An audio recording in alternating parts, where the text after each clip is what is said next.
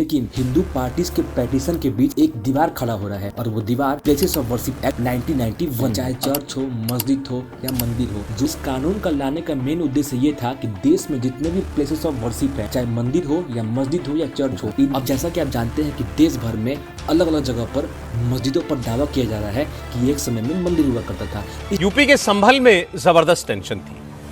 दरअसल कोर्ट के आदेश पर संभल की जामा मस्जिद का कल ही सर्वे हुआ था और जामा आ रही है राजस्थान के प्रसिद्ध अजमेर दरगाह को भगवान श्री संकट मोचन महादेव मंदिर घोषित करने की मांग की गई है। इससे जुड़ी बड़ी खबर, जौनपुर जिला अदालत ने यह साफ कर दिया है कि 18 मस्जिद का सर्वे होगा। 16 दिसंबर को कोर्ट ये तय करेगी कि सर्वे किस दिन और कैसे किया जाएगा। तो नमस्कार दोस्तों, देखिए सुप्रीम कोर्ट में समय समय पर ऐसे जजमेंट दिए हैं ना, जिससे देश की दिशा और दशा दोनों ही बदल जाती है। इसी में से एक केस था प्लेसेस ऑफ वर्शिप एक्ट 1991। तो इस वीडियो के अंदर हम डिटेल में जानेंगे कि एग्जैक्टली में प्लेसेस ऑफ वर्शिप एक्ट है क्या और अभी करंट के समय में क्या कंट्रोवर्सी चल रहा है प्लेसेस ऑफ वर्शिप एक्ट को लेकर। तो वीडियो को लास्ट तक देखिएगा। जैसा कि आप जानते हैं कि इस समय देश भर में अलग अलग जगहों पर मस्जिदों पर हिंदू पार्टीज के द्वारा पेटिशन डाला जा रहा है और कहा जा रहा है कि ये मस्जिद एक समय में मंदिर हुआ करता था। फॉर एग्जाम्पल में संभल मस्जिद तो आपको याद ही होगा, जहाँ पर हिंदू पार्टी ये दावा करती है कि वो पहले एक समय में हरिहर मंदिर हुआ करती थी। ठीक इसी प्रकार अजमेर दरगाह पर भी दावा किया गया है कि ये पहले शिव मंदिर हुआ करता था। एक्चुअली हिंदू पार्टीज का कहना है कि सारे मस्जिद एक समय में हिंदू मंदिर हुआ करते थे, लेकिन मुगलों के काल में मुगल ने इस मंदिर को तुड़वाकर वहाँ पर दोबारा मस्जिद बनवा दिया था। लेकिन हिंदू पार्टीज के पेटिशन के बीच एक दीवार खड़ा हो रहा है और वो दीवार प्लेसेस ऑफ वर्शिप एक्ट 1991 है। असल में प्लेसेस ऑफ वर्शिप एक्ट 11 जुलाई 1991 को पीवी नरसिम्हा राव की कांग्रेस सरकार द्वारा लाया गया था। इस कानून के लाने का उद्देश्य इनका ये था कि कहना चाहते थे कि देश में जितने भी वर्शिप प्लेसेस हैं, चाहे चर्च हो,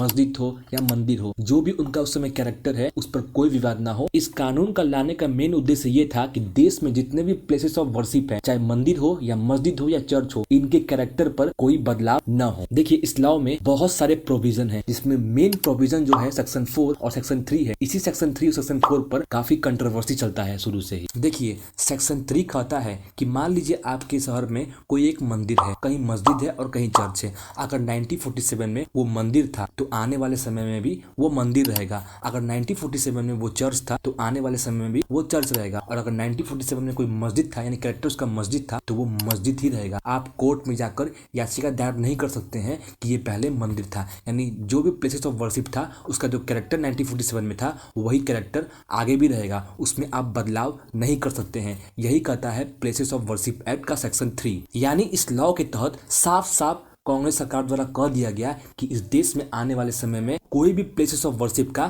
कन्वर्जन यानी बदलाव नहीं होगा। अब चूंकि ये लॉ 1991 में आया था, इसलिए उस समय राम मंदिर का विवाद खूब अपने हाईएस्ट पीक पर था। इसलिए इस लॉ में साफ साफ बताया गया कि इस लॉ के तहत राम मंदिर का विवाद नहीं आएगा। यानी कुछ ऐसे पॉइंट बताए गए जो इस लॉ को फॉलो नहीं करते हैं। जैसे राम मंदिर का विवाद, यानी राम मंदिर का जो विवाद था वो इस लॉ में लागू नहीं होता था। साथ ही ऐसे मॉन्यूमेंट्स या ऐसे वर्शिप के प्लेस जो बहुत ही एंशियंट है, यानी कि कोर्ट अगर डिक्लेयर कर दे कि ये मॉन्यूमेंट्स या प्लेस बहुत ही एंशियंट है, तो वहाँ पर भी ये प्लेसेस ऑफ वर्शिप एक्ट काम नहीं करेगा। और ऐसे प्लेसेस या ऐसे वर्शिप जो शुरू से ही डिस्प्यूट चल रहा है, यानी कुछ विवाद चल रहा है और कुछ म्यूचुअल फार्मूला लगाकर उस विवाद को शांत किया गया है, तो उस वर्शिप में भी प्लेसेस ऑफ वर्शिप का एक्ट नहीं लागू होगा। अब जैसा कि आप जानते हैं कि देश भर में अलग अलग जगह पर मस्जिदों पर दावा किया जा रहा है कि एक समय में मंदिर हुआ करता था, इसलिए अब हिंदू पार्टी इस प्लेसेस ऑफ वर्शिप एक्ट के ऊपर ही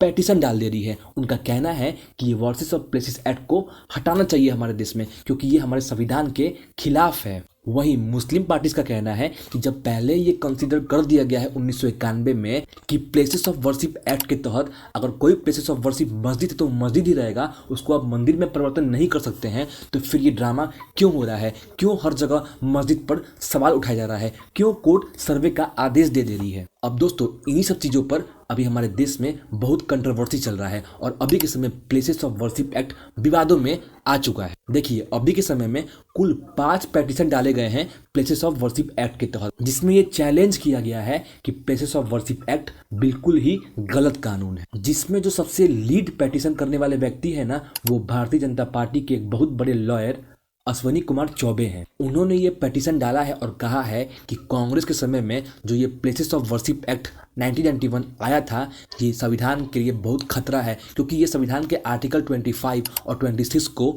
एक्चुअली में आर्टिकल 25 कहता है right to practice and propagate religions, वही आर्टिकल 26 कहता है right to manage religious affair. यानी उनका कहना है कि संविधान आर्टिकल 25 और 26 के तहत हमें ये अधिकार देता है कि हम अपने वर्शिप को मैनेज कर सकते हैं, हम अपने वर्शिप को प्रोपेगेट कर सकते हैं, हम अपने वर्शिप को प्रैक्टिस कर सकते हैं। तो हमें इस लॉ के तहत क्यों कोर्ट में जाने से रोका जा रहा है। वहीं बीजेपी के एक और लीडर और फॉर्मर यूनियन मिनिस्टर सुब्रमण्यम स्वामी ने भी प्लेसेस ऑफ वर्शिप एक्ट के तहत पिटीशन डाला है। उन्होंने तो ये तक डिमांड कर दी है कि जिस प्रकार प्लेसेस ऑफ वर्शिप में राम जन्मभूमि के मैटर को अलग किया गया था, उसी प्रकार मथुरा और काशी विश्वनाथ मंदिर के मैटर को भी इस प्लेसेस ऑफ वर्शिप एक्ट से अलग कर दिया जाए। वहीं एडवोकेट विष्णु शंकर जैन ने भी प्लेसेस ऑफ वर्शिप एक्ट के तहत पिटीशन डाला है और उन्होंने कहा है कि ये जुडिशियल रिव्यू को डिनाई करता है, क्योंकि जुडिशियल रिव्यू कॉन्स्टिट्यूशन यानी संविधान का एक बेसिक स्ट्रक्चर है, इसलिए प्लेसेस ऑफ वर्शिप एक्ट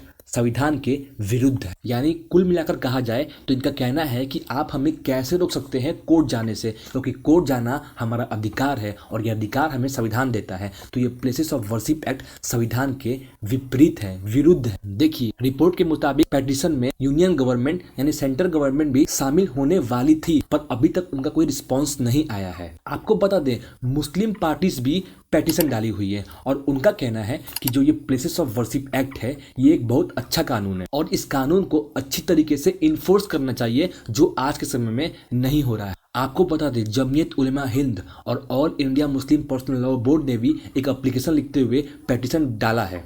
यहाँ तक कि ज्ञानवापी मस्जिद कमेटी के लोग भी पिटीशन डालने की सोच रहे हैं। देखिए, सिंपली मुस्लिम पार्टीज का कहना है कि जब 1991 में उन्हें यह प्रोटेक्शन दे दिया गया कि आपका मस्जिद सेफ है, अब आपके मस्जिद पर कोई ये दावा नहीं कर सकता है कि ये मंदिर है, तो आज ऐसा क्यों हो रहा है? क्यों प्लेसेस ऑफ वर्शिप एक्ट का पालन नहीं किया जा रहा है? आपको बता दें, अभी सुप्रीम कोर्ट ने इस मामले में सुनवाई की है और निर्णय ये निकला है कि सबसे पहले सुप्रीम कोर्ट ने हफ्ते भर का समय दिया है इंडियन गवर्नमेंट को, सेंट्रल गवर्नमेंट को, कि वो अपनी इसमें क्या राय देती है। जब उनकी राय आ जाएगी, उसके बाद ही सुप्रीम कोर्ट इस प्लेसेस ऑफ वर्शिप एक्ट के बारे में कुछ सोचेगा।